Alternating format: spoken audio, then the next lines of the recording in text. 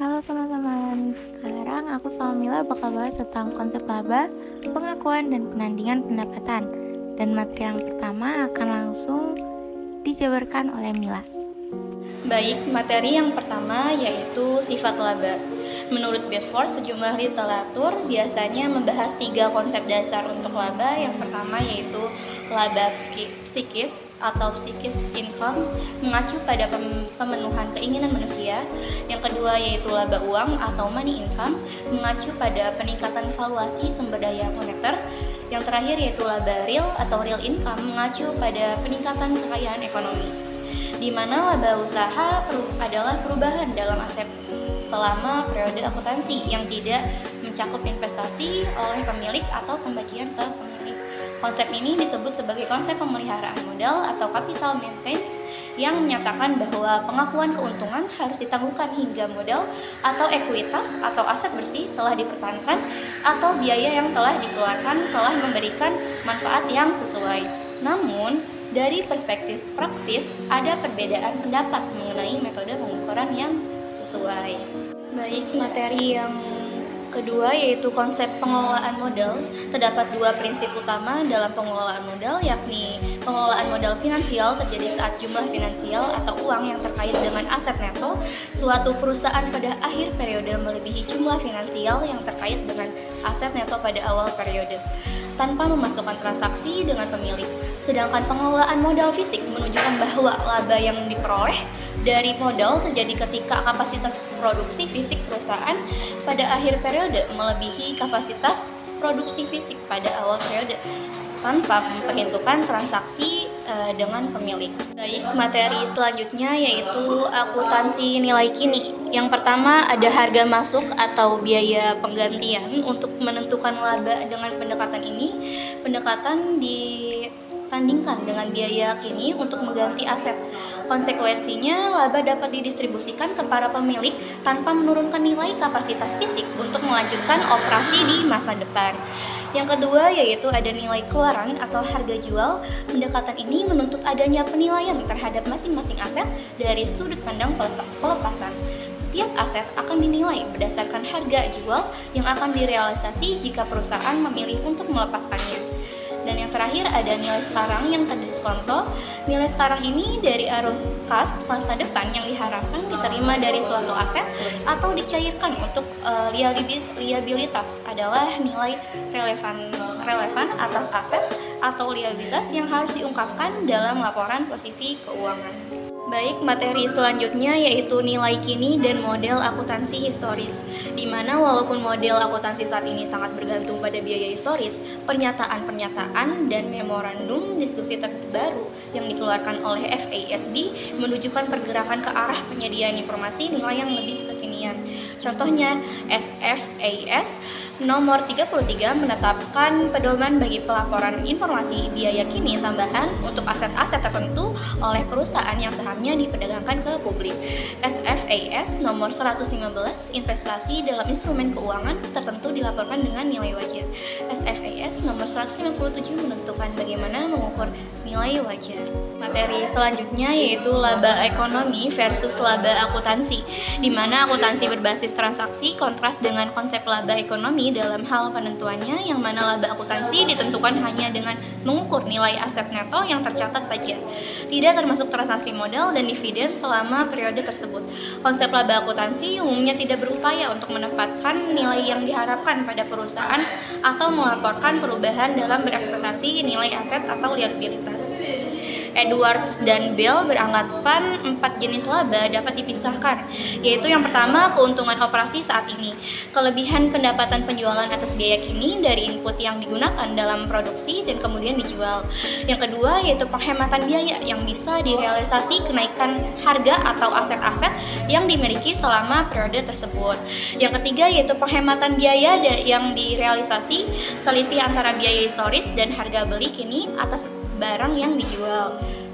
Selanjutnya yaitu keuntungan modal yang direalisasi, kelebihan hasil penjualan atas biaya historis dari pelepasan aset-aset jangka panjang. materi selanjutnya yaitu pengakuan pendapatan, di mana pada tahun 1964 American Accounting Association Commission Realization merekomendasikan konsep realisasi dapat diperbaiki jika kriteria berikut diterapkan. Yang pertama yaitu pendapatan harus dapat diukur, pengukurannya harus diverifikasi oleh transaksi pasar eksternal, dan peristiwa krusialnya dalam proses penerimaan pendapatan tersebut. Elemen penting dalam rekomendasi tersebut adalah pengujian krusial. Pengujian ini menghasilkan pengakuan pendapatan yang terjadi pada berbagai waktu untuk organisasi yang berbeda. Baik, materi selanjutnya yaitu alternatif titik-titik pengakuan pendapatan, di mana pendapatan diakui selama proses produksi pendapatan. Saat penyelesaian produksi, pendapatan diakui saat jasa telah diberikan. Pendapatan diakui pada saat kas diterima, pendapatan diakui saat terjadinya beberapa peristiwa. Di bagian pengungkapan, PSBASI 606 mengharuskan sejumlah perusahaan untuk memberikan berbagai pengungkapan mengenai pendapatan serta arus kas yang timbul dari kontrak-kontrak dengan pelanggan. Tujuan dari pengungkapan ini adalah supaya kita bisa memberikan kecukupan informasi bagi para pengguna laporan keuangan agar dapat memahami sifat, jumlah, waktu, dan ketidakpastian terkait dengan pendapatan dan kas tersebut. Informasi yang perlu diungkapkan itu ada yang pertama, kontrak-kontrak dengan para pelanggan, pendapatan dan penurunan nilai diakui, pemilihan pendapatan, serta informasi mengenai saldo kontrak dan kewajiban pelaksanaan. Dan yang kedua, penilaian penting dan perubahan dalam penilaian tersebut, seperti contohnya menentukan waktu pemenuhan kewajiban pelaksanaan dan menentukan harga transaksi, serta jumlah yang harus dialokasikan ke kewajiban pelaksanaan. Lalu yang ketiga, aset-aset yang diakui dari biaya-biaya yang dikeluarkan untuk memperoleh atau memenuhi kontrak juga terdapat di dalamnya. Lalu setelah perusahaan memenuhi kriteria dari PSBASI 606 dan mengakui pendapatan, perusahaan selanjutnya harus mengidentifikasi semua beban yang dikaitkan dengan upaya menghasilkan pendapatan tersebut. Proses mengaitkan pendapatan dengan beban ini disebut sebagai konsep penandingan atau matching concept. Dari sudut pandang konseptual, menandingkan pendapatan dengan beban yang terkait berhubungan dengan usaha yang dilakukan dan hasil yang dicapai. Walaupun ini merupakan konsep yang cukup mudah untuk memahami, menandingkan pendapatan dan beban menuntut pertimbangan yang seksama dalam praktiknya. Menentukan kapan biaya-biaya tidak lagi menghasilkan manfaat di masa depan dan kemudian harus mengembangkannya ke pendapatan tergantung pada definisi-definisi dari istilah biaya tersebut, aset, beban, dan kerugiannya. Dan di sini bisa kita lihat bersama tentang definisi dari biaya, beban, aset, dan kerugian yang sebelumnya sudah saya singgung. Di mana biaya adalah jumlah yang diberikan atas barang yang diterima atau akan diterima, lalu beban adalah arus kas keluar atau terjadinya liabilitas selama periode dari pengiriman atau produksi barang, penyelesaian layanan atau jasa, atau pelaksanaan aktivitas lain yang merupakan bagian operasi utama entitas yang sedang berjalan. Lalu aset yang merupakan kemungkinan manfaat ekonomi di masa depan yang diperoleh atau dikendalikan oleh entitas dari transaksi di masa lalu. Dan yang terakhir kerugian yang merupakan penurunan nilai aset dari transaksi periferal atau insidental suatu entitas dan dari semua transaksi dan peristiwa lain yang memengaruhi entitas selama satu periode. Lalu masuk ke materi selanjutnya mengenai keterbatasan pengakuan laba, di mana di dalamnya itu ada membahas konservatisme dan materialitis. Yang pertama yang akan kita bahas adalah mengenai konservatisme, di mana konservatisme ini berpendapat bahwa ketika Anda ragu, lebih baik memilih alternatif akuntansi yang setidaknya mungkin akan melebih sajikan aset atau laba. Konservatisme juga dipandang mengesampingkan argumen holding gain karena banyak akuntan yang meyakini bahwa praktik penggunaan alternatif penilaian yang kurang disukai pada perusahaan mungkin akan menyesatkan para pengguna informasi akuntansi keuangan. Lalu kehati-hatian yang merupakan aspek reliabilitas dalam SPAK nomor 2 tidak dianggap sebagai aspek penyajian yang jujur. Dan yang kedua, mengenai materialitas, saya akan bahas 3 poin penting, di mana yang pertama mengenai konsep materialitas memiliki pengaruh yang pervasif terhadap semua aktivitas akuntansi. Meskipun tidak ada satu pun definisi yang bisa menjelaskan konsep tersebut sepenuhnya. Dan yang kedua, dalam amandemen yang diusulkan terhadap spek nomor 8, PSB menyatakan bahwa informasi bersifat material jika terdapat kemungkinan besar bahwa hal-hal yang dihilangkan atau disalah-sajikan dapat dipandang oleh pihak penyedia sumber daya yang memadai sebagai sesuatu yang benar-benar mengubah total pembaruan dari informasi tersebut. Lalu yang ketiga, PSB menangani masalah materialitas ini dalam konteks pengungkapan catatan kaki pada draft exposure yang berjudul Catatan atas Laporan Keuangan.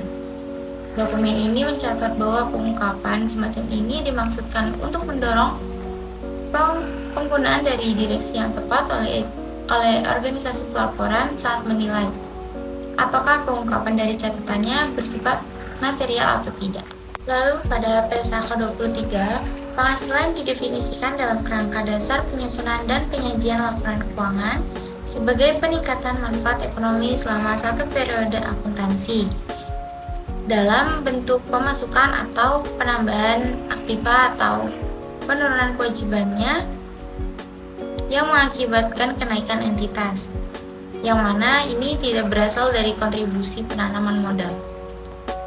Pernyataan ini juga harus diterapkan dalam akuntansi untuk pendapatan yang timbul dari transaksi dan peristiwa ekonomi, seperti penjualan barang, penjualan jasa, dan penggunaan aktiva perusahaan oleh pihak-pihak lain yang menghasilkan bunga, royalti, serta dividen. Penggunaan aktiva perusahaan oleh pihak lain menimbulkan pendapatan dalam bentuk seperti bunga, royalti, dan dividen.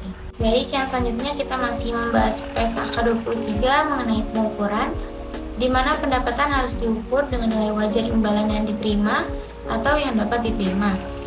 Lalu yang kedua, jumlah pendapatan yang timbul dari suatu transaksi biasanya ditentukan oleh persetujuan antara perusahaan dan pembeli atau pemakai aktiva tersebut.